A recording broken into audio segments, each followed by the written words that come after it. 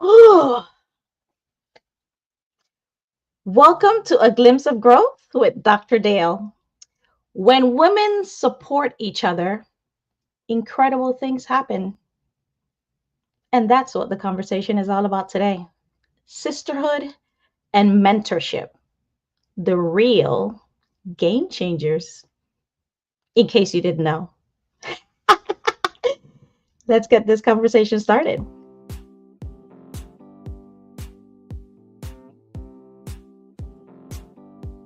Who don't know, what is emotional intelligence? Take us through a little bit about it. Oh my goodness, it is the ability to be able to use, manage, understand your emotions in a healthy manner.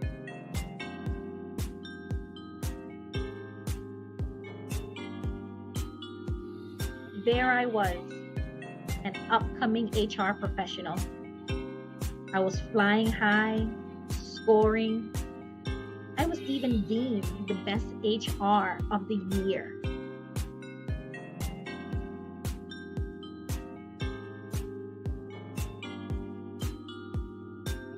Guys, so happy to be here. We addressed some hard things. Welcome. It seems like this is going to be something. I was telling the ladies, this is going to be an annual thing.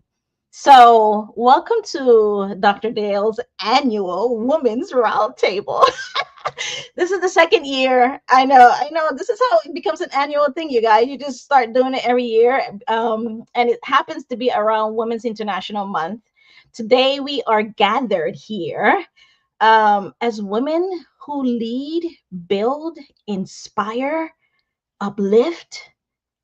This panel that I have. I know I say this every single week that I have an amazing guest, but this time I mean it every single time. But this time I have what, five, six women from all over the world. So no matter where you are in your career, if you're starting out, if you're in leadership, if you're an entrepreneur, you are in the right room. I said this every single time, every single time. I know it doesn't, it's not lost on me that I make heavy on every single thing, but because everybody's story is so unique, every person is so unique. So it's a beautiful story.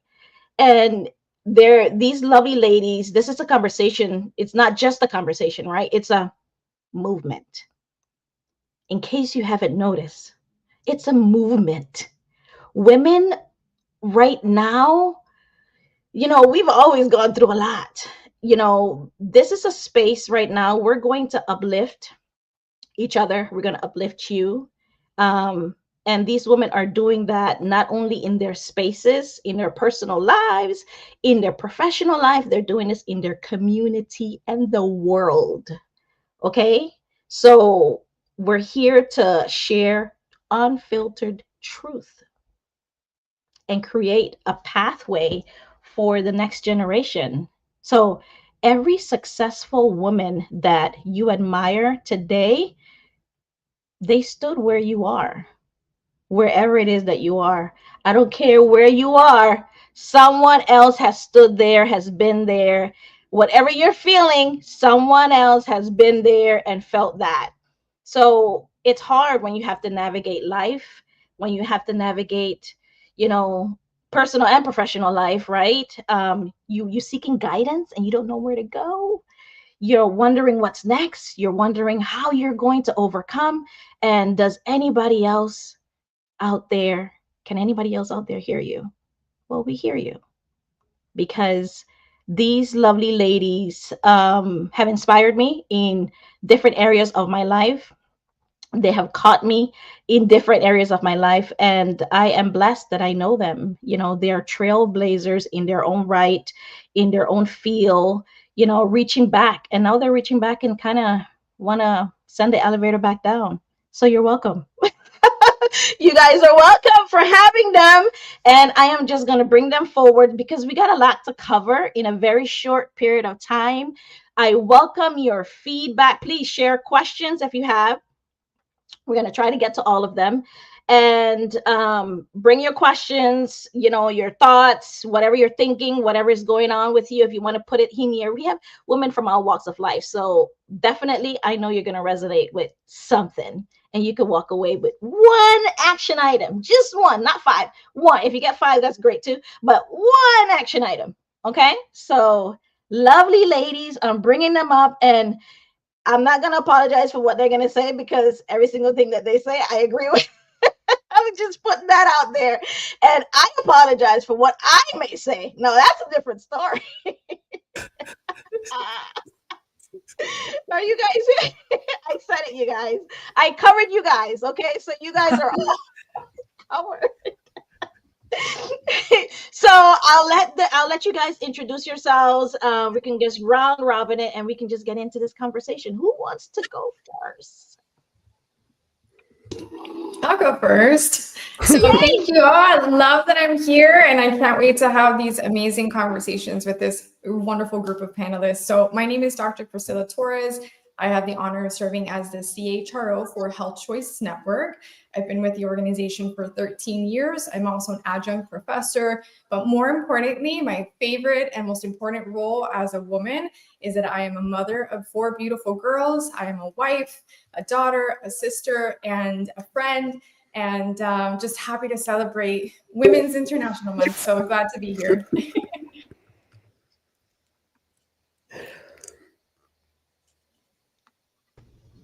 Okay. I guess I'll go. And then it got silent. Thank you. You guys don't make me. I told you guys, don't make me call your names. I don't want to do that. Well, I'll go. Daphne Sainville. I am the Public Affairs Manager for the City of Fort Lauderdale in the sunny state of Florida. Part of my role is to be not only the Economic Development Manager, but also the Government Affairs Manager and manage our international relations. And as a woman, I am actually the first woman that they've had here as their government affairs manager at the city. And for a progressive city, it's unique. I face a lot of challenges in government. It's a dog eat dog man's world, and just working through it is always invigorating. I bet. Okay, I'll go. I'm Dr. Brenda Gubega from South Africa in Johannesburg. I am a founder and a managing director of Health IQ Consulting.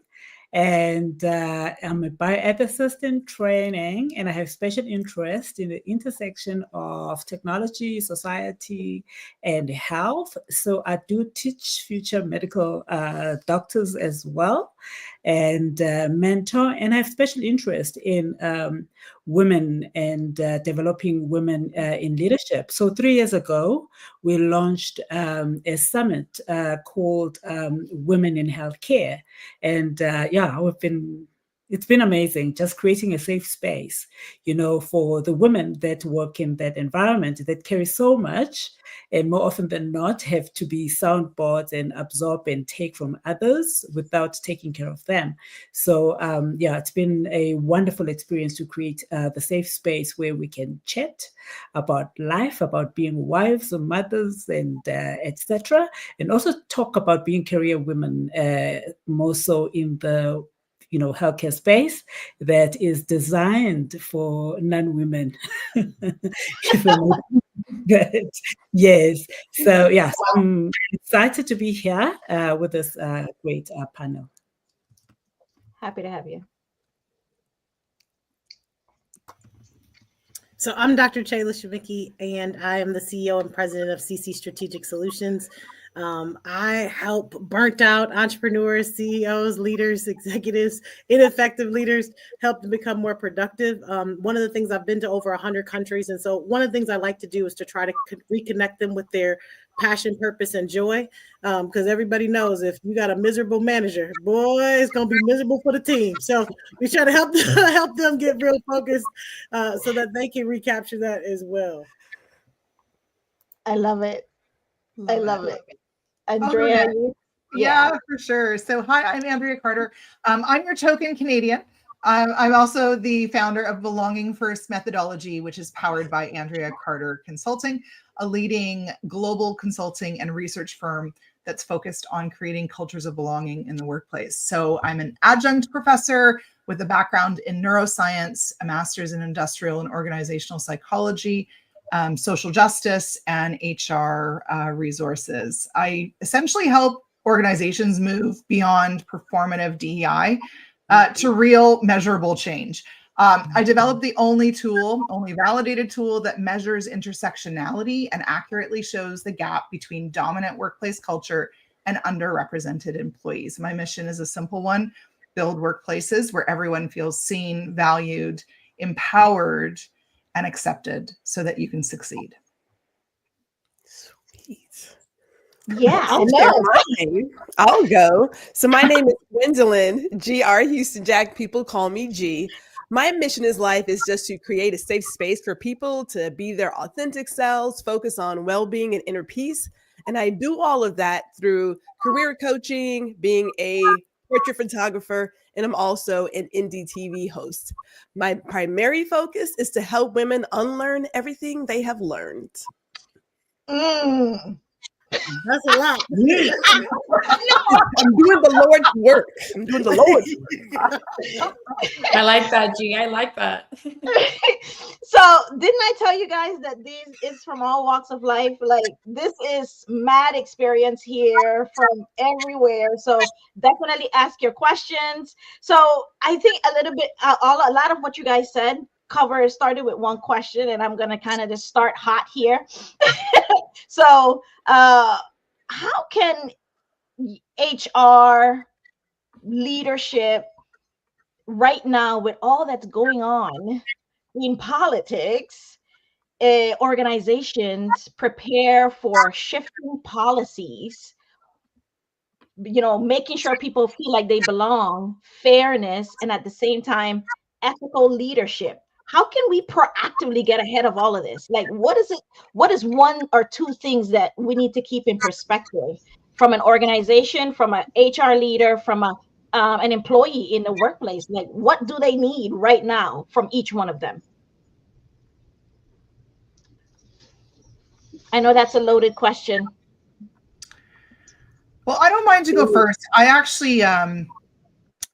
actually think the way that we measure things is what's broken to begin with, and really why the research that I went back to do in 2020 was, in my mid 40s, going back to do another master's degree was not what I intended, but I was so frustrated with the lack of metrics and measurement tools to actually be able to look at people through a lens that actually encompassed us. So if we look at how our surveys are done, you are reduced to a gender, you're reduced to an ethnicity or a race, you're reduced to, a role, you're reduced to one element. And it really hit me that to truly measure belonging, the analysis itself had to evolve.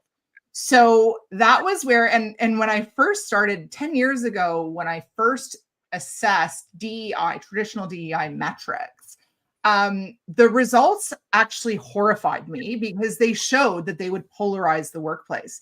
But every place I brought this research to, they told me to bury it. They told me to stop talking. They told me if we want to change, we needed to look at different things. And so it wasn't until 2020, George Floyd's murder, and all of the things that we were saying, that I could not sit by anymore and continue to ask the same question. So when we look at what we're measuring, we actually need to start looking at an analysis model that incorporates the intersections of identity, so that when you actually do a survey, especially when you're surveying the progression of your underrepresented, you actually need to know what those majorities are and where those gaps exist. So when we look at it now, when we analyze any survey, we initially start by looking at, okay, of these intersections of identity, which are significantly, statistically significant, because every single workplace has a completely different, diverse metric that is made up of the populace of the workplace itself.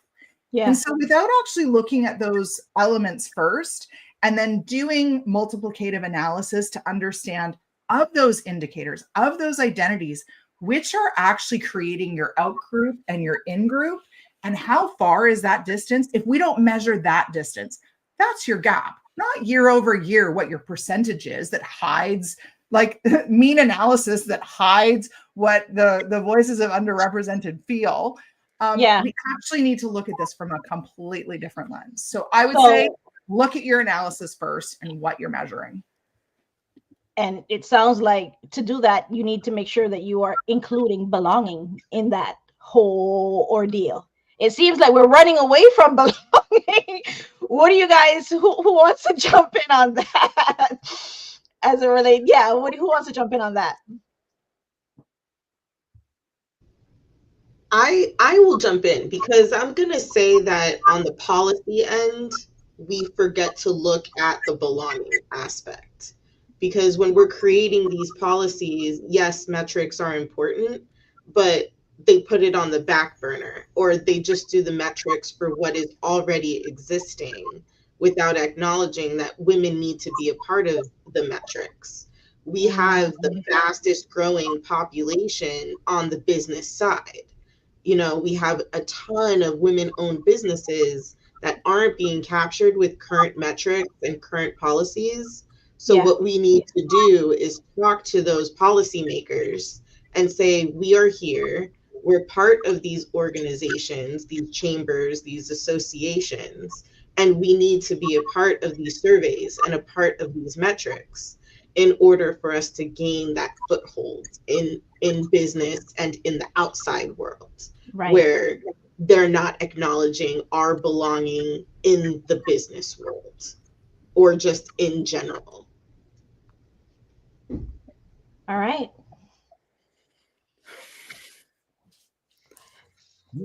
Wow, I'm from South Africa, but I like what you've both of you have said, and I think the most important thing is going beyond the numbers. And when it comes to research, when it comes to measuring, DEI culture, etc., it is beyond the numbers. So what is important also is the narrative and to capture the stories. Because it's one thing to 30% don't feel like they belong, but why? Because that's the why be addressed by the organization, so that things can shift and people can actually feel safe in a work environment, especially in the current, the current times where there's a bit of uncertainty, etc. So when the shake comes in an environment that is the glue is thick and everything is sticking together, it's not easy for people to feel lost, etc. So it is, I think, that investment that is long-term in, the culture and measuring the right things, and also making sure that the enablers are there also to address the gap between what is and what should be. I'm glad you said, Shayla, you wanted to jump in? Jump in there, please. I did. So, Dr. Brenda, I think you bring up a good point. I just think that, like, in general, anytime an organization is going through change, there are things that they need to do, right? So you should be consistently communicating with whoever your subordinates or your employees or your contractors. Keep them in a loop. You should be focusing on building relationship, like you were saying, so you build that trust and that confidence, so they don't think that you're out to get them, or that somehow there's some other plan that's happening they're gonna waste time talking about what they think is happening as opposed to what work you need to be doing. I think, and then making sure that there's a opportunity, that there's a dialogue, that you're getting feedback from them about what's going on. You're keeping your ear to the ground about what their real concerns are. There's no sense of you sitting there having meetings, checking a box, and really people are scared to death about whether they're going to have a job tomorrow. Ooh, Chandler, you said so much in that conversation. G, you wanted to jump in? Okay, so I'll just add this, because I'm thinking about everything that was said, and I know for myself, I walked away from my 25-year career a few years back.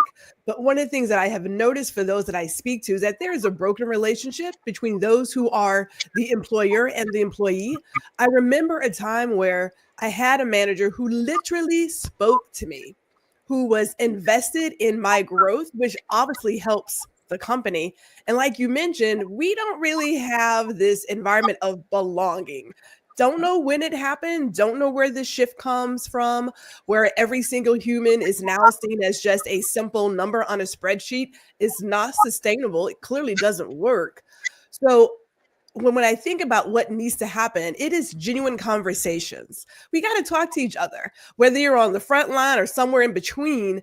There needs to be a place where we are really talking to people. And I remember telling my team to bring their entire self into the office. When things were happening, and I'm in Texas, things happen in Texas. When things are happening, it's impacting the person who's in front of me. It impacts the work that they do. It impacts who they are now in front of. I can't ask somebody to act as if they didn't see what just happened down the street. That's impossible. We're humans. We feel. We don't turn this on and off. But there needs to be an environment that allows your person to come in being their full self. Oh. And I think you want to jump in? Yeah, well, I think that there's a really important piece that's been talked about is that, like, you know, when we're all talking about belonging, but one of the things that my research actually did was it looked at what belonging actually is. And most people don't even know what belonging is, right? We think belonging is a nice word. We think belonging is oh, I feel good here. That's not belonging. Belonging is not inclusion. Belonging is not DEI. Belonging is its own field in of itself. So all of the things that all of you ladies have shared are parts of the 5 indicators that you actually have to have in your brain in order for you to feel belonging in the workplace. You need to feel comfort, which means that you have to feel that you can be seen and you're at ease. You need to have connection, which means that you have to be known and you have to have meaningful relationships at work. You need to have contribution, meaning that your work is valued and recognized. And when you actually are included in a meeting, someone's going to listen to you and it will influence a decision. You need to have psychological safety, meaning it's safe for you to speak up and share ideas without repercussions. And you need to have well-being, which is you're considered, cared for, and supported. And it's not a one-way street. We're not in, we've now evolved into toxic cultures that are fitting in environments. But belonging means I'm responsible for you and you're responsible for me. We 50-50 are co-creating belonging. This isn't just a one-way street here. And that's part of the problem, is that people don't even know what belonging is to begin with, which needs to change. Oh, Dr. Priscilla, you wanted to jump in? I think you wanted Sure. Yeah, no, I mean, these are all fantastic points. And G, you really hit the spot. And I can resonate with that because I think sometimes, you know, we can feel alone when we're going through that journey. And specifically for me, I have employees across 30 states. So we are primarily a remote environment. So we have to continuously be intentional about how we bring people together, how they feel heard, and having different, you know, people committee forums or town hall settings, you know, abilities to get groups together that typically maybe don't work together on a day-to-day basis, being able to provide that psychological safety and the space to be able to navigate some of these challenges together are so important. So it's really being intentional and looking from within, from an outside perspective, looking at our culture, looking at our mission and putting that at the forefront. And as we're navigating all of these, you know, political climate changes and reminding ourselves, I think someone said it from the group, we're all human beings and it's putting people first. And it's not just a statement and we could say, oh, you know, we're people and culture first. You know, what actions are we doing within our workplaces to reflect that we are putting our people and our culture first? And I think being intentional in that aspect would help you just navigate the next steps. But that was fantastic feedback from the group. Absolutely. I think that's easier to do in a collective-minded society. We're living in I mean, for many of us that are in the U.S., Canada too, but look, Andrew, like us too, you know, we're a capitalistic society. So to put people before profits is contrary to what our culture is, right? Like, I mean, just nationally, it's very difficult to fight to get people to understand that you actually will get more profit if you actually invest in your people. A lot of people don't believe that. It's like telling people like you'll be more productive if you get rest. Like most people, you know, like It's like contradicting. It's like contradicting. Yeah. Which is true, right? We have a comment here from Cass. Cass, thank you for your feedback. Agree with both qualitative and quantitative research. When the moral reduces, the whole environment needs to be lifted up. Trust and the respect is important among all. Very, very true. You're getting some nodded heads here. Thank you as well for Acelia. Hopefully I'm saying your name right. Acelia Lewis, thank you for your comment. Thank you guys for being here. So I have another question. Many, professionals, especially women of color, struggle with feeling like they don't belong. So you guys are talking about speaking up, and you're talking about, belonging, but they don't feel like they belong. So how do you navigate that? And we call that the imposter syndrome. How do we make ourselves feel like we belong in spaces and in positions that we actually work hard for? How do we get over that shift? Can I go first? Please. Okay, so I'm going to say this. Bear with me. I don't believe in imposter syndrome. I don't. What? I do not. I do not. Hear me out. I know. I understand I'm probably an oddball, but I need you to hear me out. First of all, I'm a Virgo. Okay. So I think logically. So knowing a couple of things, knowing that in order for me to accept that I am less than, I am buying into someone else's lie that has been told to me over and over and over again. I can't do that. Knowing that women by nature have to work harder for everything. Why would I be the fraud? Knowing that a Black woman works 4, 5, 6 times harder than everybody is setting the standard. Why could I ever be the fraud? Do I feel anxious? Yes. Do I ever get nervous? Yes. Those are normal human behaviors. When I walk into a room, I know I belong there because the good Lord put me there for somebody. So there is never a doubt that if I'm ever someplace I'm not supposed to be there, that doubt never crosses. We have taken this idea from a study some years ago, and we have made it into something, and we have to be careful the messages that we feed our mind, body, and soul. I am never telling myself that I'm a fraud, that I'm fake, that I don't belong. I'm an old school person. I come from the place of we don't say I can't or I don't.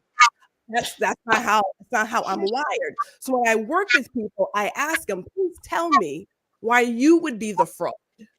Please tell me that, because that says that you're buying into the lie that someone else has told you. And we tell ourselves lies as well, that we start believing it. So I am not in a place where I believe that I'm ever less than. If I am in a room, trust the good Lord is blessing everybody because I'm in it. Can I say something? She proved her point. She proved her point. So G, I agree with you now, but I question if when you were 6 years old, you didn't feel that, or 10 years old. Like you have to grow to that place to know that it's a lie, right? Like when I look at my little daughter, she's 6 years old. She got 4C hair. She got nappy hair, just like her mama. And she wants her hair to be straight. She wants it to be like the Rainbow High girls. She wants, because she sees this crap on TV. Even as much as I say nappy is better, girl, I can braid your hair, I can beat it, I can do all kinds of things they can't do. Let me show you how beautiful you are.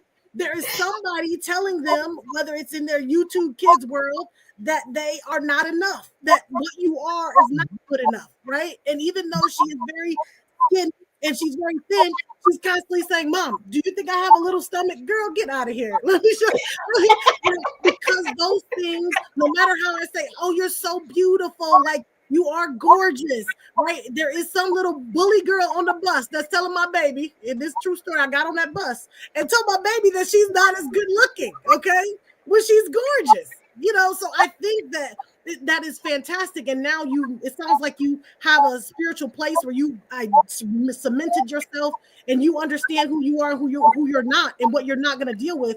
But I guarantee you, if we all look back over our lives, I wasn't this person now that I was 30 years ago, right? I had to grow to this place and go through something to say, you know what? The problem isn't me, it's them. You know what I mean? Because we all have had messages said to us. Maybe we've said, hey, I'm going to resist that. I'm not going to absorb that. I'm not going to receive that. But guess what? There was a time that maybe you did receive it. And I did perm my hair, right? And I was doing all the things that people said was acceptable, right?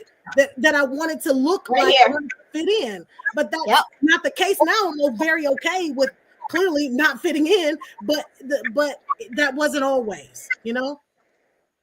Yes. Oh, completely agree. Like I was picked on as a kid. You know, I have been bald since September 25, 2001. I know the day and time.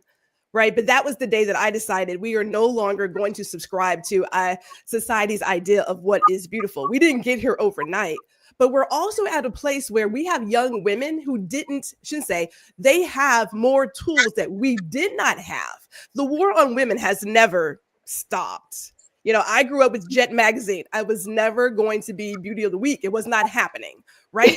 But now you have so many messages that are visual and verbal. Everything is telling you what you're not. So we have an opportunity to tell young women. Now, it's not going to stop it, but we have the tools to give them what they need to say. Why are you accepting that message? Please tell me what you're hearing and having these conversations. Now, again, my mother is a retired minister. So she told us every day, the good Lord didn't make mistakes when he made us. We are Black for a reason. Walk in that. Whatever room you walk into, you walk with your head held high. That's who I come from. But that didn't stop me from getting bullied. It didn't stop me from thinking maybe something's wrong with me. That didn't stop. But they gave us a foundation that gave me a look into what could be. And there was a point where I was like, why am I accepting that I need to look a certain way and have my hair a certain way and do a certain job? Like, why am I accepting that?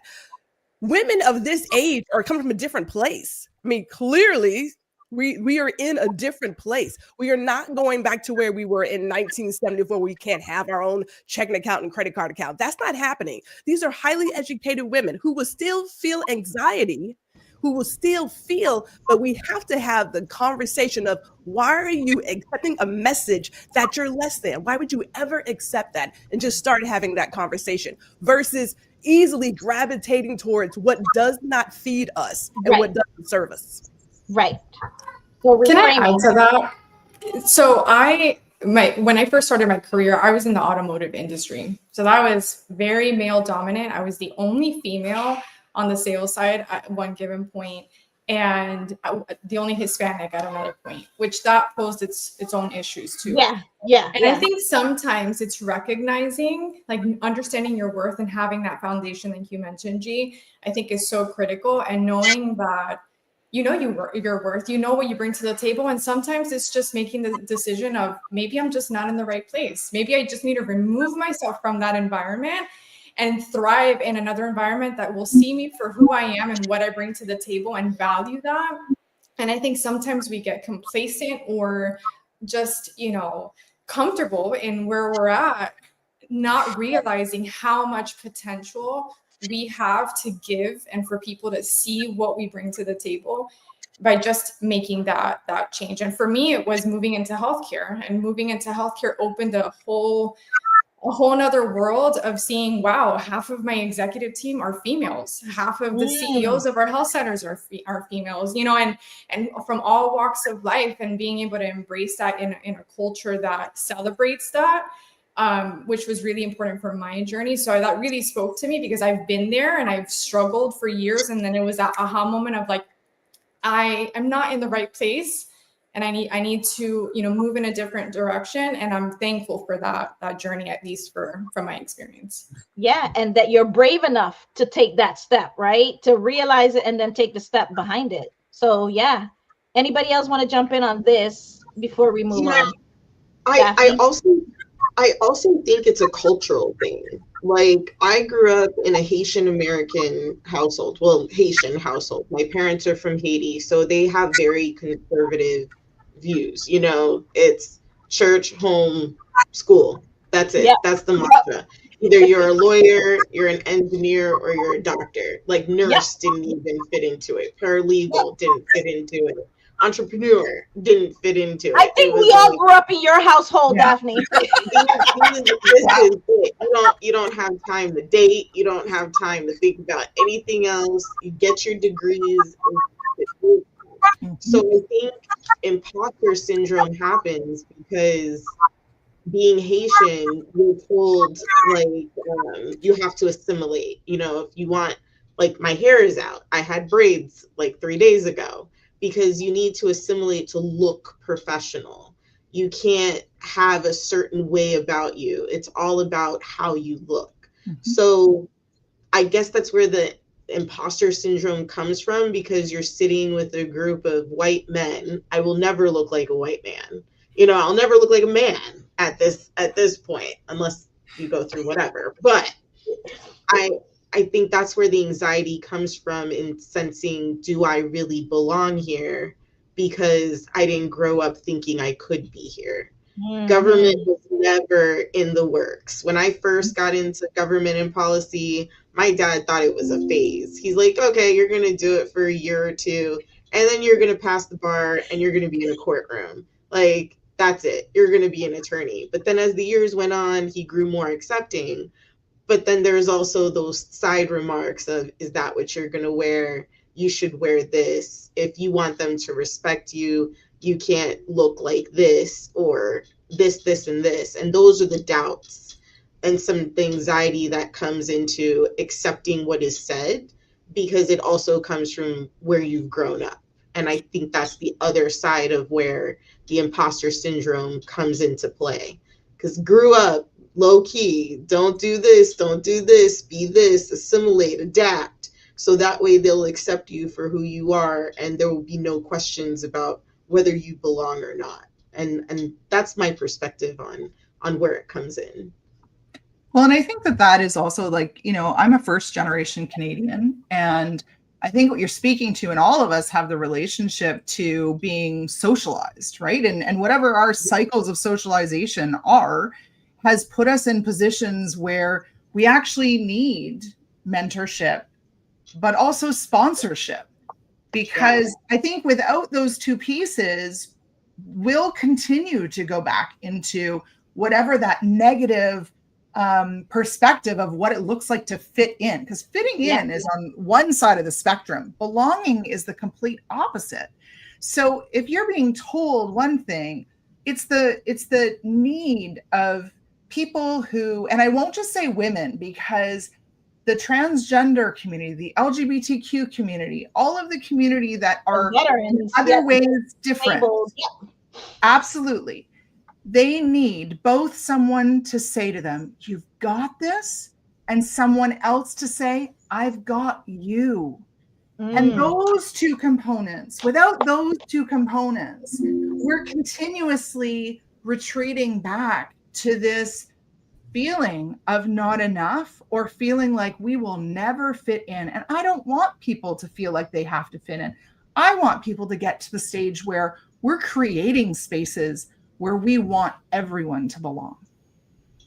Yes. And I'd like to add to that. I think that part of what you were saying, Andrea, is that it's important for us, and G, as you were saying, being secure in who ourselves, then we don't have to act like there's a scarcity of opportunity, a scarcity of resources, and that we have to pave the way for other people, right? Because when you have that mentality, you think there can only be one. I think, Daphne, you were saying, I'm the first, right? There can only be one woman. Priscilla, like, I'm the only Latina, nada más, you know what I mean? So, like, you know, if we say, hey, no más, you know what I mean? If we're the gatekeepers, right? So we have an opportunity, all of us having a platform, to then help be a sponsor for somebody else, not just look for sponsorship.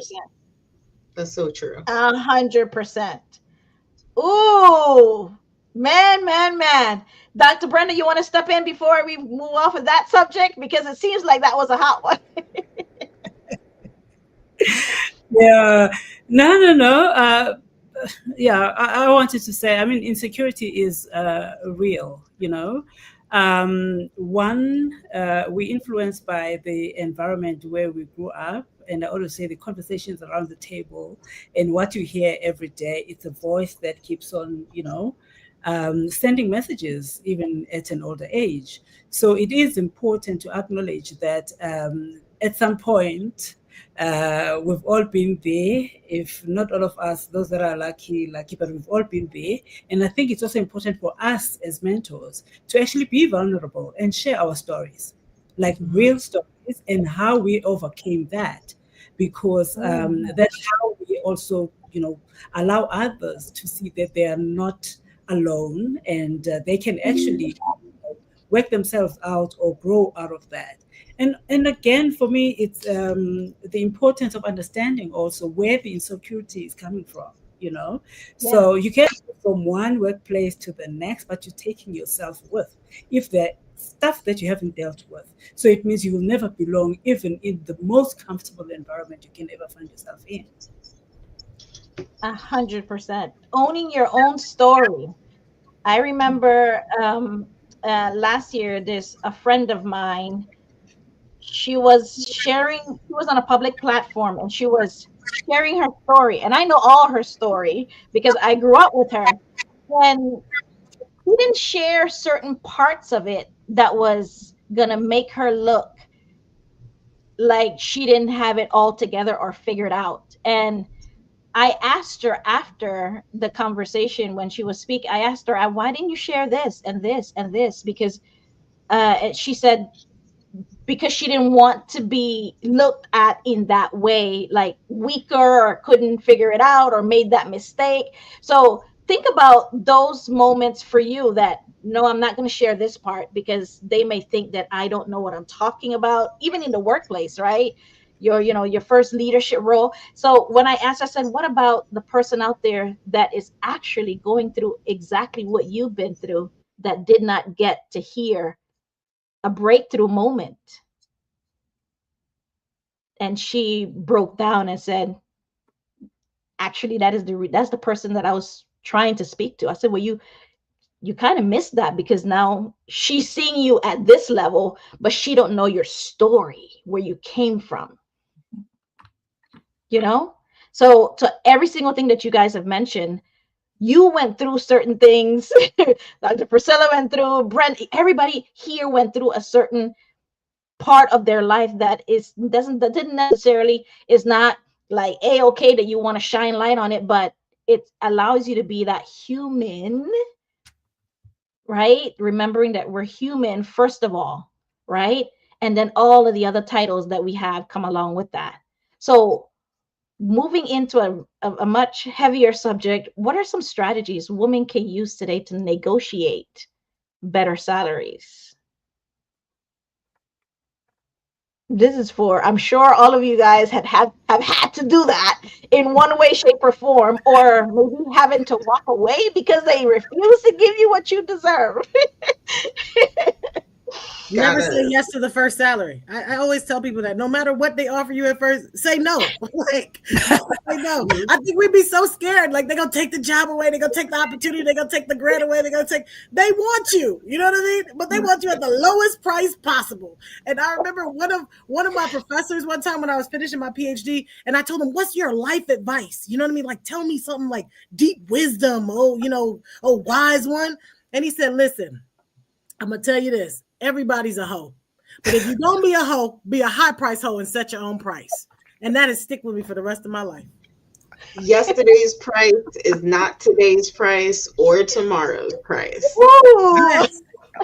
That's how it is. And I always go higher than what I want in order to negotiate where I know they're going to be, because I believe we have a problem with undervaluing ourselves. With what you said, Dr. Chilla, right? We are afraid the opportunity is going to go away. No, because they interviewed me. We got to the final, to the end where we're negotiating the price. That means they need me more than I need them at this point.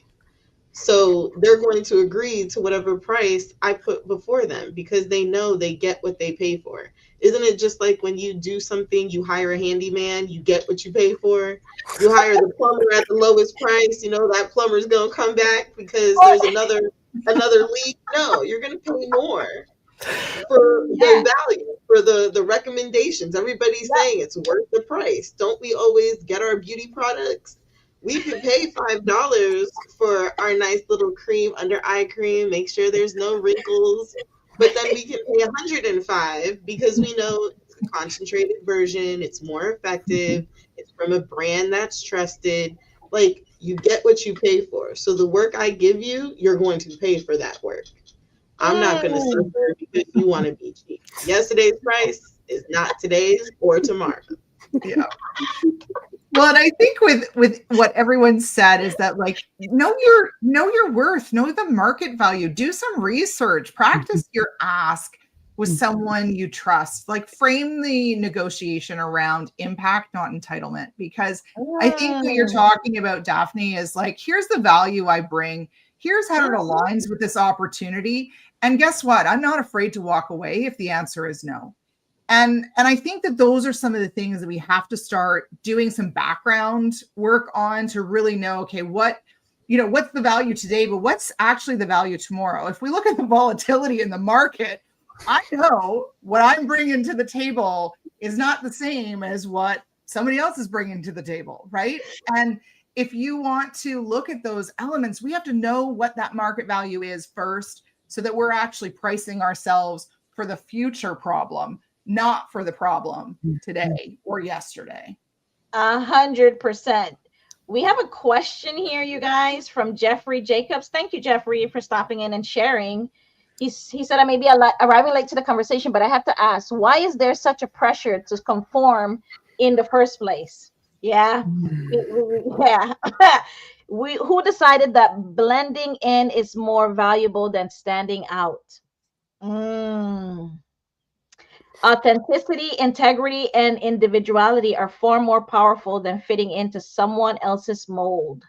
The goal shouldn't be to fit in. It should be to be true to who you are, even if that means standing alone. Better words could not have been said, Jeffrey.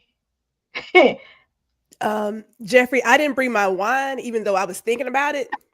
So I don't have enough to even get into why there is this message of fitting in and assimilation. I don't have the tools for that conversation today. I got an answer, but you know. The first thing that comes to mind for me, though, is the reason why people want to blend in is because they want to minimize their pain. You think about historically what has happened to people that stand up, people that are on their own, right? Even though he's talking about standing alone, who wants to be lonely? People always talk about being at the top. You talk about belonging. How can you belong just by yourself? You want a community. You want a tribe. You want some people standing behind you. But sometimes you stand up and you're the only one, nobody else. No, you're like Bueller. Nobody answering.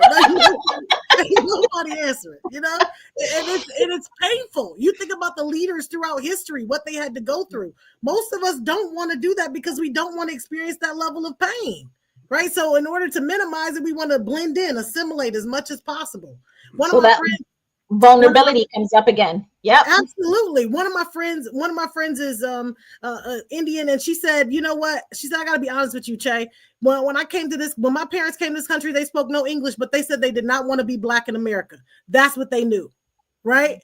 So for them, they understood if I stand out, I can't change. Like Daphne said, I can't be a man. I can't pretend I'm not Black. You know, I'm whatever, however you want to try. But she knew outside of this country. Listen, I know that it's a much harder road for Black people in America. So I don't want to be associated with it. I don't want to be friends with them. I don't want to look like I'm not. When they pass me, I'm not gonna say hi. I'm not gonna nod. I'm not gonna acknowledge. I'm not gonna smile. I'm not gonna do any of that because I understand that their road may be a little bit more difficult and I don't want to be associated with it. Can I add one thing? And coming from an educator standpoint, if we look at our education system, and we'll just start with the kids in kindergarten, you know, we pretty much beat out any level of creativity from a child in kindergarten and probably beyond. You know, the sky can't be green, grass can't be yellow, so on and so forth. And so from a very young age, you are taught to think a certain way, to line up a certain way, to be part of this group.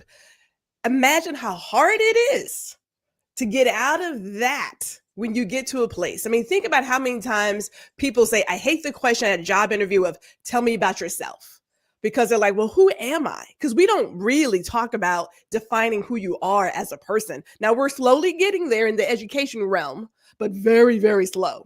It is still training kids to work for somebody else, to not really think on your own, to not go against the grain, to not color outside the line. That is our current education system. So when you get to an adult, you now want someone to stand on their own and not do something and not fit in. That's a really, really hard journey.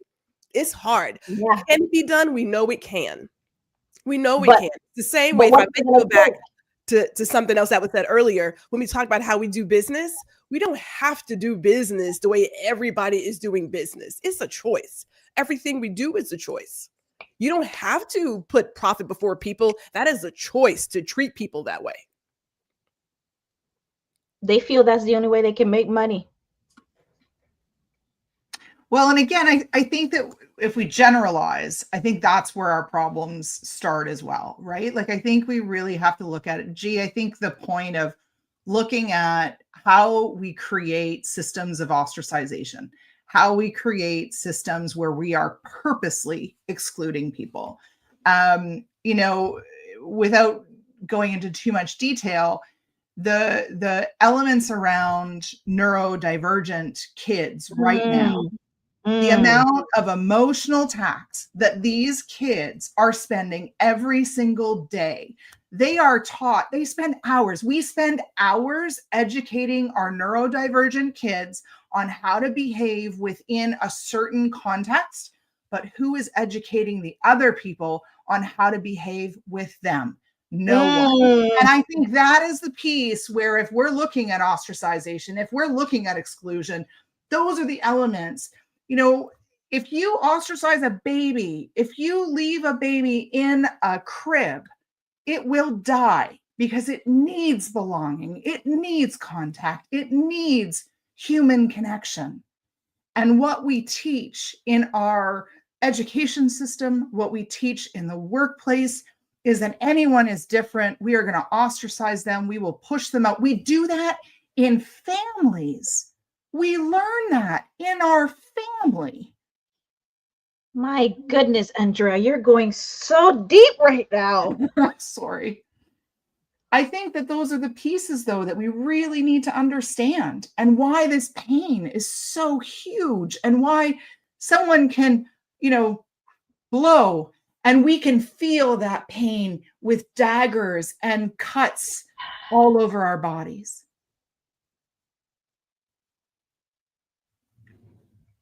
Wow. There's nothing I can add to that, because yes. But I want to know, G, why you shaking your head? What you want to say? Well, no, I mean, I just think about I'm thinking about what Andrea just shared. And I remember as a child, because my mother saved everything, on my kindergarten report card, I was labeled as being special and maybe having to be in special classes. And by third grade, they're like, oh, no, we're sorry, she's gifted. And so we started labeling kids at a very young age, and we put them in a box, and we make them live in that box.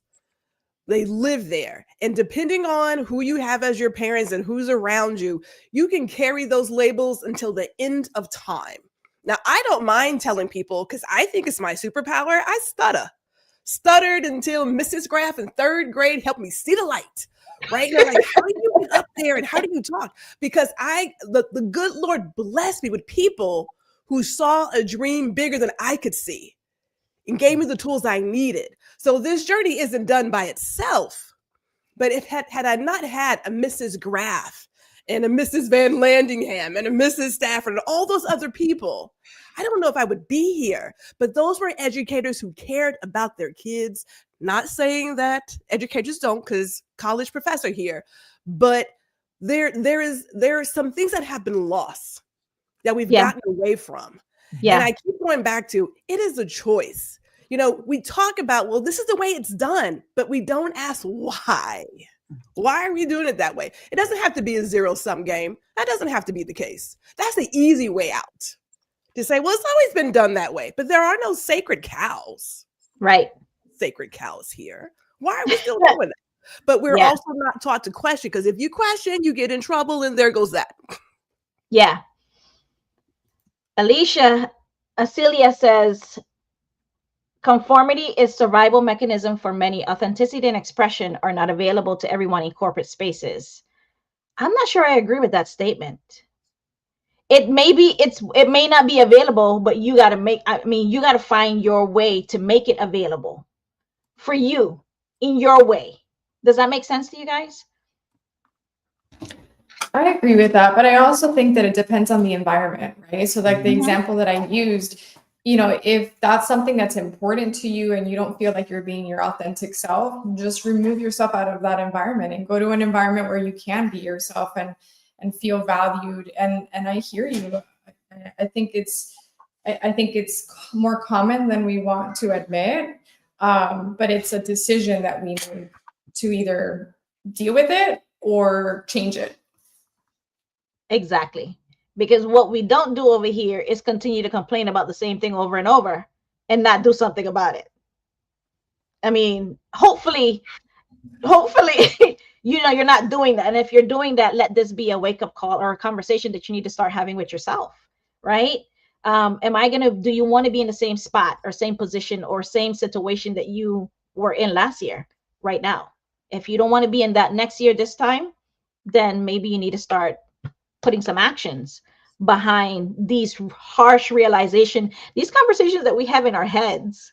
We have these conversations in our heads at work, and you look at situations, you look at this person, say something else, and we say, that wasn't right. Why did that happen? Why did she say that? Why did they do that? I don't feel safe. And what are you doing with all of this conversation that's happening in your head, right? You need to do something about it. Because then you're not being true to yourself. I think when the cost of your well-being outweighs the benefits and your ideas are consistently ignored, or your growth is stunted, or even if your values, like your internal values, don't actually align with the cultural values of the organization, those are big signs. Like those are red flags that you want to be listening to, because that's where it is emotional attacks that your well-being is being demoralized or degraded for their benefit, not for your benefit. And if you're advocating and nothing changes, it's not quitting. It's choosing yourself. Choose yourself. Choose yourself.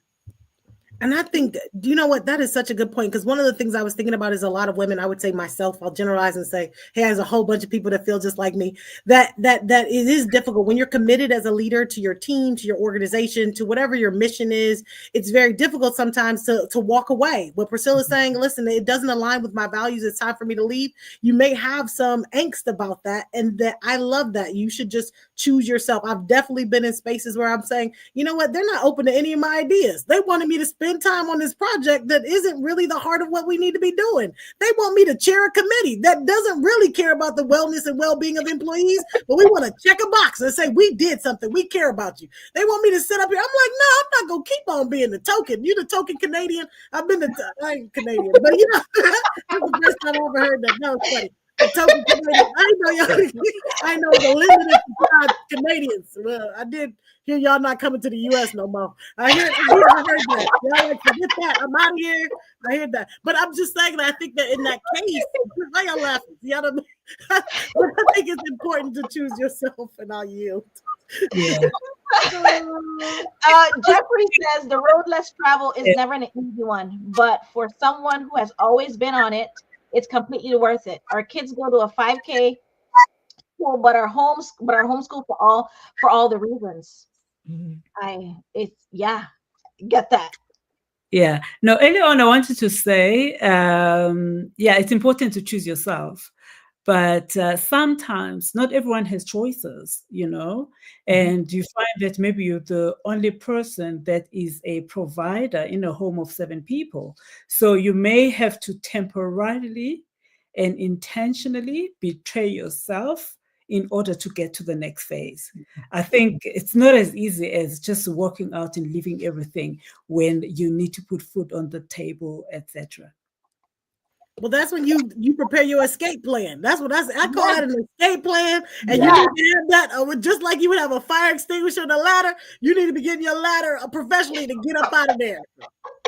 100%. You need to start planning, and you need to start using the people around you to plan. Right? See, I can't be doing this 12-hour job anymore. I'm gonna need you to make dinner between this time and this time so I can start. You need to start using the people around you to help you with that escape plan, right? Because use your people. The community, use your networking, like use your family, like they're there for a reason. Don't just think, oh, I don't want to put him through. Yes, put him through, because put them through, because if you're going through it, you don't have to go through it alone, right? You don't have to go through it alone. Here's a question. How are we going to, what role can corporations, right, play in choosing economic disparities for women? Daphne, this question is for you, but anybody else that want to jump in? I know this is kind of heavy with everything that's going on, but let's put some thoughts on it. I think the first thing is to address the gender pay gap. We know it exists. There's studies to show that there is a gap between same positions between men and women. And it's a truth that a lot of corporations, some of them are finally doing it, but others are still resisting, and they're still paying women less than what is owed to them for those managerial positions.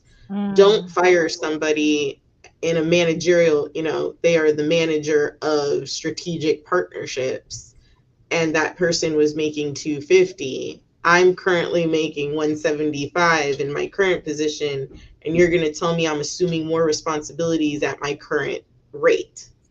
No, that's a disservice. And we as women need to address that when we get those opportunities, right? Because it's an opportunity to fill that higher position, but it's not an opportunity if you're going to do me the disservice of not paying me, right? You're not going to compensate me for my extra time. That's showing that I'm desperate. I'm thirsty. I'm too thirsty for the recognition.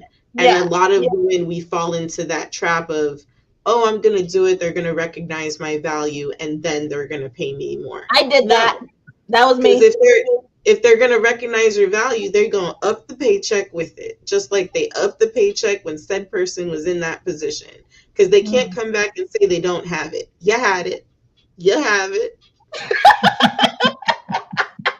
You have it. The person left, so now you have it. And that's what you're going to give me. So I think that's one thing. And the other is creating those inclusive policies, right? Especially when it comes to professional development. How many corporations, companies we go to, we love the culture. They say we value your professional development, but then they're not going to pay for it. No. Corporations need to say, we will give you these opportunities, right? 2 professional development courses or conferences of your choosing to get your license, to get a certificate. I mean, I love the city. The city values my professional development. I've joined organizations that I wasn't able to join in my previous role, and I'm taking advantage of it because, like you said, when it's time to exit, that's part of my exit plan. I'm now certified in X, Y, and Z for my future. Not for now, but for where I plan on being. So that's what corporations need to do, is stay true to that gender pay, equity, and then really focusing and saying that they support your professional development. I think those are the two main ones. And then supporting our entrepreneurs. We have, small business. We have, the business, women's business centers. A lot of individuals, a lot of women, we don't know they exist. So corporations need to let us know what is out there, because they know what's out there. They support these organizations.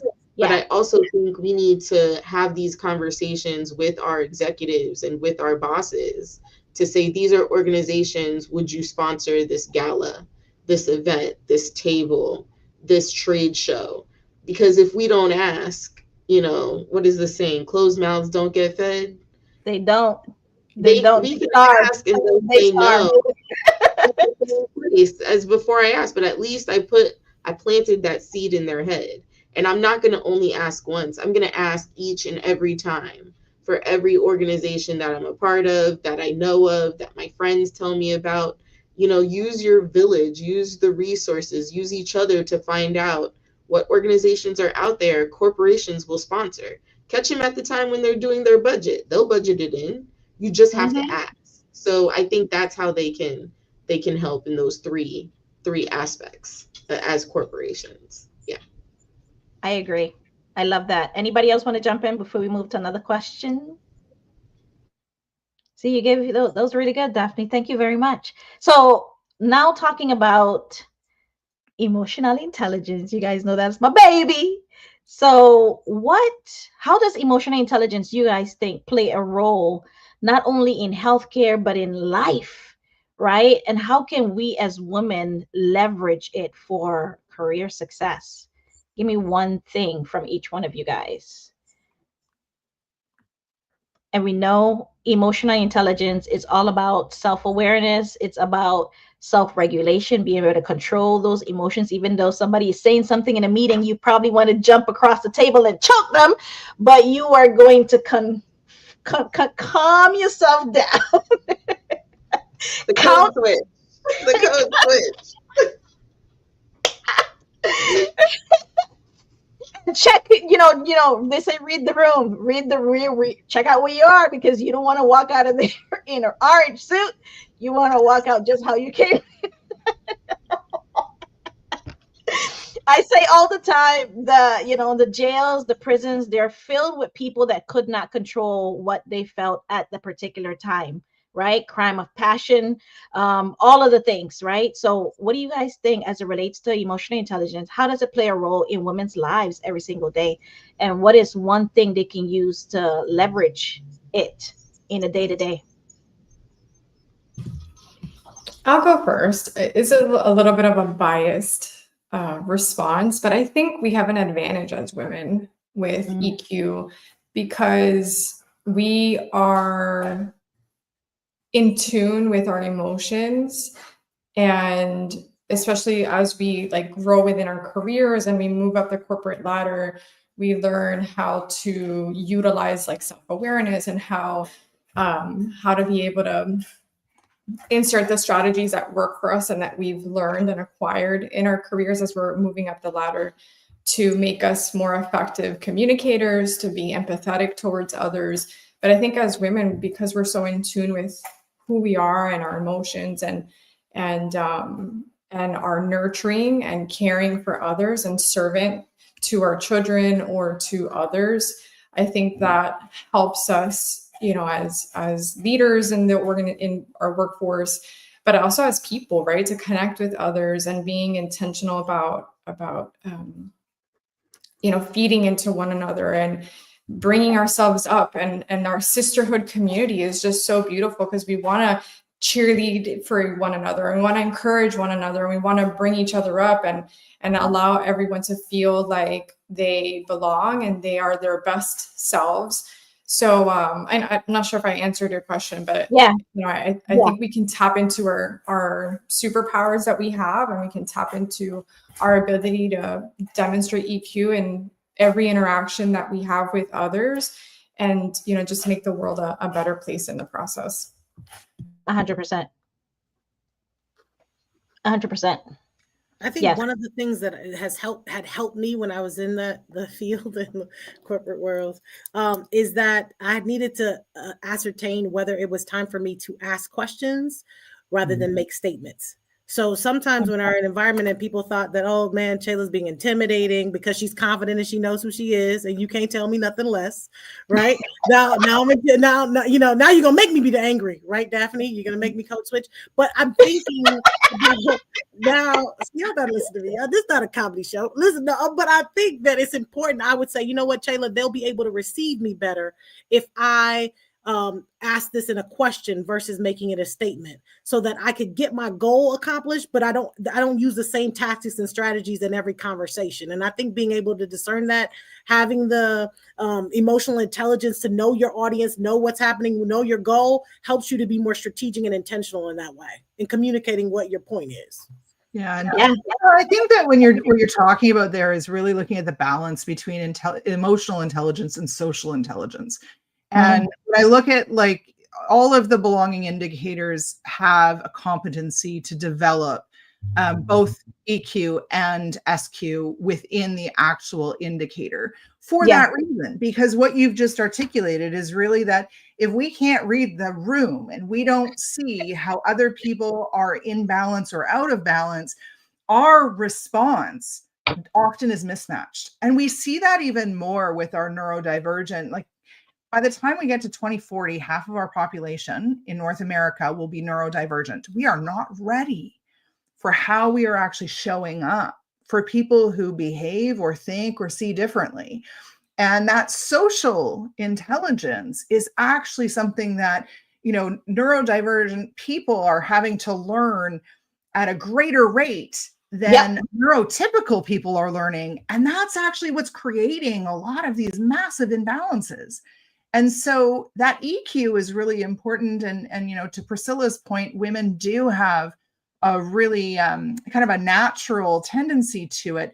However, I would say it's a double-edged sword, because we've also been conditioned to not use emotional intelligence within the workplace because it's unacceptable or it's not okay to be vulnerable. And so we still work in those environments where, you know, the rigidity. I mean, I did my research in the mining industry. If you want to talk about an industry that is so male dominant that they don't even know what a woman is, forgive me, but you know, women in that industry are trained. They are trained to not be emotional. They are trained to think like a man. You know, there's a reason that we have those sayings. And so I think when it comes to our progression and when we look at emotional intelligence, really we have to develop those competencies. And I think it was Harvard Business Review that just published that by the time we get to 2030, 28% of our workplace priority will actually have to be on developing emotional and social intelligence. Yep. Yeah. 100%. I read that. Very good. Right on the nose. Right on the nose, especially with the data. It's my research background, right? I'm kind of the geek. I'm the geek of the group. It's okay. I own it. I love it. Dr. Brenda, you want to jump in before we move on? Or Daphne?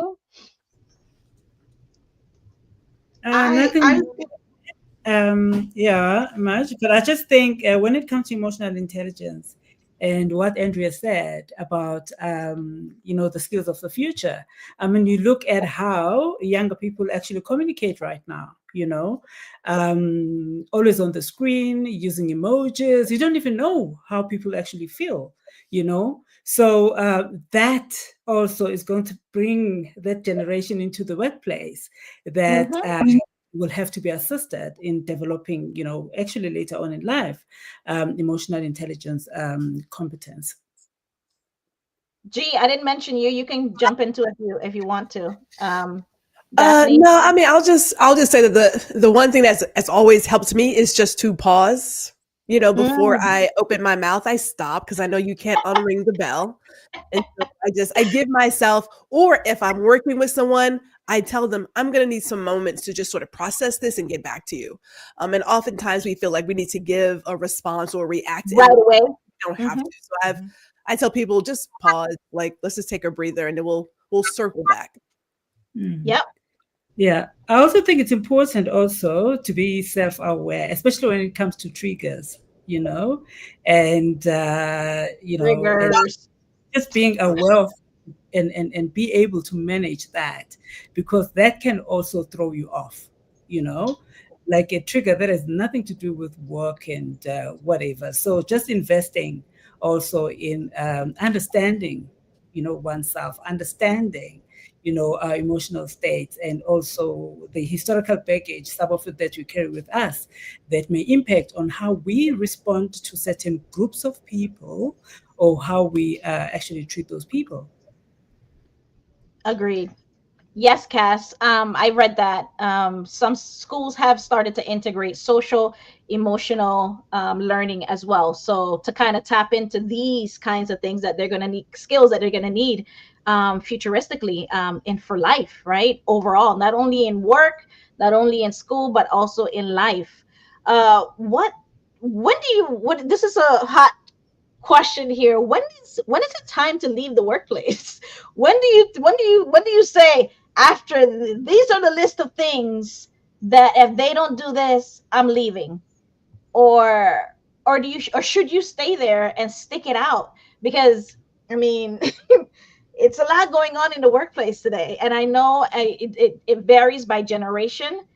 Some generations, they don't take much and they're done, they walk out. And employers say there's no loyalty. Oh, the generation is lazy. Oh, they don't know what they want. What are your thoughts there? How do you know when it's time to walk? I can say that it's when I start to get complacent. When I wake up thinking, do I have enough vacation days and sick days to take off this week? Because I'm a very work conscious individual. And I carry a lot of internal like criticism and weight. Like, I'm my own worst critic. I think a lot of us are like that, as professionals. So when my health starts to suffer, migraines, fatigue, chronic pain, I feel that that's the emotional side of the workplace is getting to me. If I'm feeling good in my car and I'm feeling good at home, and as soon as I step into the workplace, it's like this bout of just dread and depression, it's time to go. And I think it's not even about loyalty. It's not about the environment or the culture of the workplace that, and that, oh yeah, these people don't get me.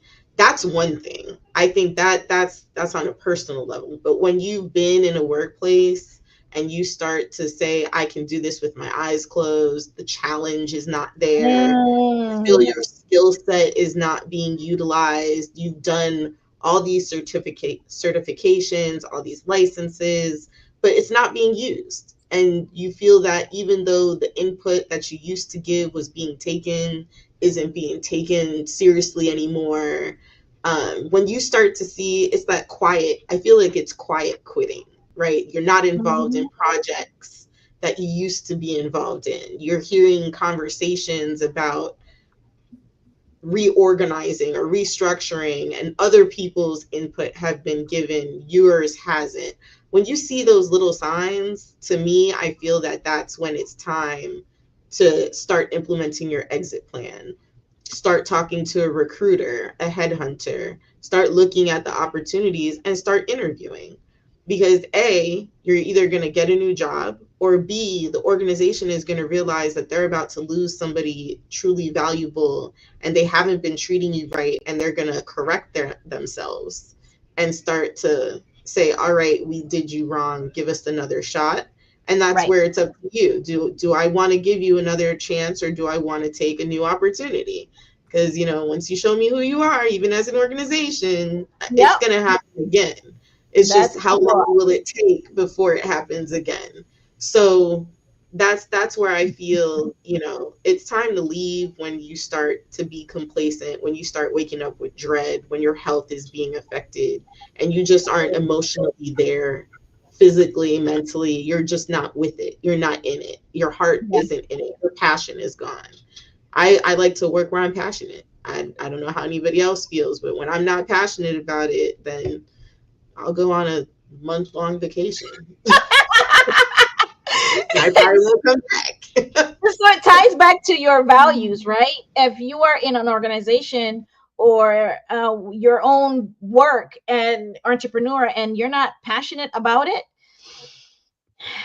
you're going to start quiet quitting, right? It's bound to happen, because if the money is the only thing that's tying you to it, would you guys say that if it's all about the money, and I love the benefits and I love the money, I don't necessarily care for the people, don't necessarily care for whatever is going on in the company, the money is right, so I'm gonna be good, that's all I need.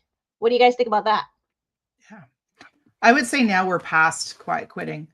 The research shows that we're now into revenge quitting, and revenge quitting is longstanding workplace issues that are essentially assigned as mistreatment, where we've normalized toxic behavior, we've normalized lack of accountability, and we're now in revenge quitting. I wrote an article that was published in Fast Company a couple weeks ago about this, and it is really one of those things where if you are now in self-preservation mode against unfair treatment, it is not, I actually don't think that's called quitting. Like I said before, I actually think that's self-preservation. And we really have to look at, and I had articulated this before, if you've advocated and nothing is changing, it is not quitting, it is choosing yourself. So I will continue to say that, choose yourself. And we have seen in so many different ways in the media, women revenge quitting. Watch for it. You'll see it. It is on the rise. It gets to a point where nothing Andrea, that you have articulated. What is revenge quitting for those out there? Give us a little bit of context. Yeah, so revenge quitting, it's basically where it typically happens right before a big presentation, a big something or other, where all of the work has been put onto one person and they haven't been listened to. So they're not being treated with the respect or the accountability of the value of the individual. And they are being told to just suck it up, deal with it. You just have to roll with this. This is how it is. This is how we've always done things around here. That saying is like, let's just shoot ourselves in the foot.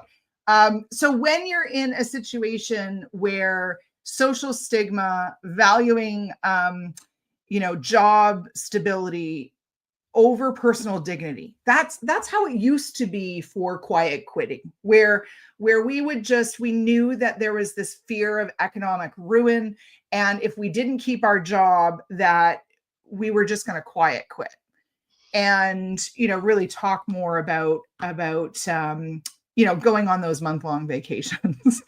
and the reality is that we've seen too much. We've experienced too much. There's too much toxicity now in the workplace, that fear of economic ruin, that fear of social stigma, that, valuing job stability over personal dignity, that doesn't exist anymore. We are beyond that. And it is the levels of unprecedented inequality that is actually on the increase that is driving revenge quitting, which is where right before something important, you walk away because you're like, I know you can't do this without me. I know that you're going to fail, and I'm going to show you that you are going to fail because of how you've treated me. And then exit. That is revenge quitting. And it's on the rise. It is so on the rise that we're now seeing levels that we've never seen before. Okay, so then I've done revenge quitting then. I've done that. I've done it. Yeah. it wasn't planned, but I was like, she just didn't know she said that word. I was like, I'm going to show you something. But here's my thought as I talk to younger people. Now I am old school. I had a 25-year career. Those days, no offense, they're over. The way we work is over. But there are people who really want to hold on to this one way of working, and it's just not going to happen. It's just not. So when young people ask me, what should I do? I tell them, if you're not getting what you need to serve you in all the areas, F them. Screw it. Now, we do talk about a plan, right? We do talk about having a plan to walk away. And there is another message in there that also talks about you have to define for yourself what success is. The American society is heavy on consumerism. I'm in the middle of death cleaning, right? Giving away stuff because it's just stuff and there are no U-Hauls following hearses. So we have to ask ourselves, why am I doing what I'm doing? And what do I really need to be sufficient in my life? Food in the fridge and gas in the car. Like, what do I really need? And then focus on that. But in terms of work, if you're not getting what you need to get you out of the bed and be fulfilled, then you need to move on. Like, screw it. There's other opportunities out there. That's what I tell the young people and the old people too, whoever old is. I'm going to say that. You tell the old people I love it. So as we begin to wind down here, like, I know we can do this stuff like all day because this is a really good conversation and it's a really good amazing panel what you guys have shared from your experiences, from your expertise, from your life journey. Now, as we begin to close out, we're coming to a close, you guys. So if you don't have any other questions, I think the lazy millennial, he says, or she says, some of them keep trying to hold on to what works, even though it's been outdated for 10 plus years. It's probably more than 10 years at this point. At this point, we're going to add. So the one question here is, thank you. Thank you, Benny Houston. As a mother, as a daughter, as a sister, as an aunt, a wife, a career person, a friend, most importantly, a human being, navigating the complexities of life can be sometimes overwhelming. So with everything happening around us, from political to work to personal, what is the one or two, right, practical strategy, technique that you can rely on to stay authentic, to stay grounded?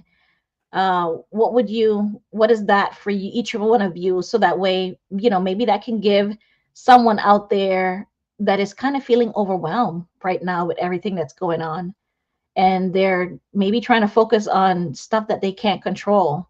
What is that one or two strategies for you guys?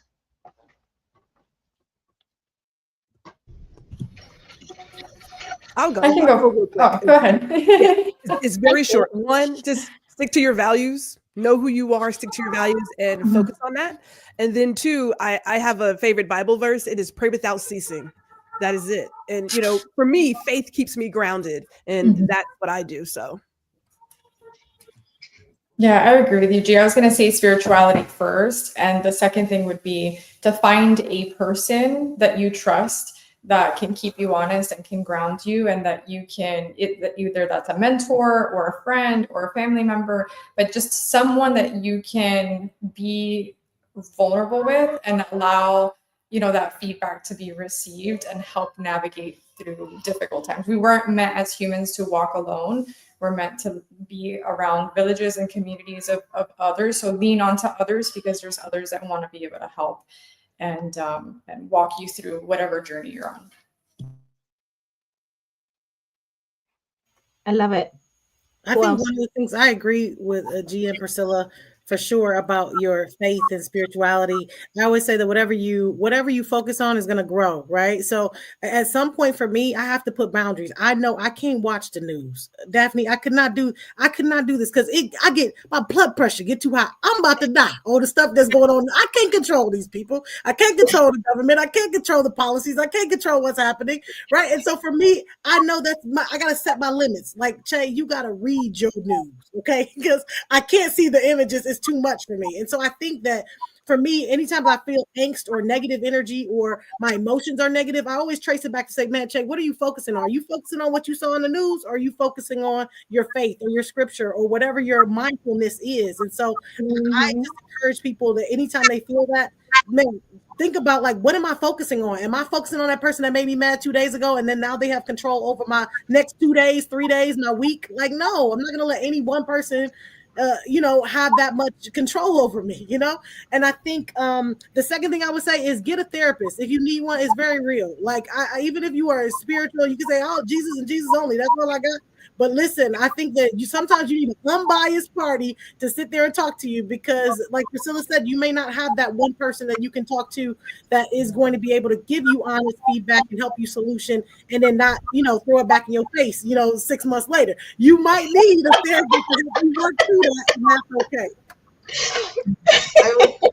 I would also say to journal. I know it's very old school in a Journal. sense, like therapy, but you know how we were talking about someone upsets you, you want to respond right away, write it in your journal. Like I do draft emails of what I really want to say, and then I clean it up.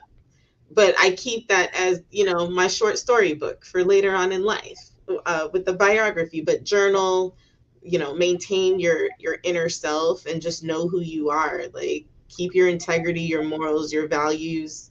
Talk to that person, whether it's a therapist or a family member or like your best friend. Mm-hmm.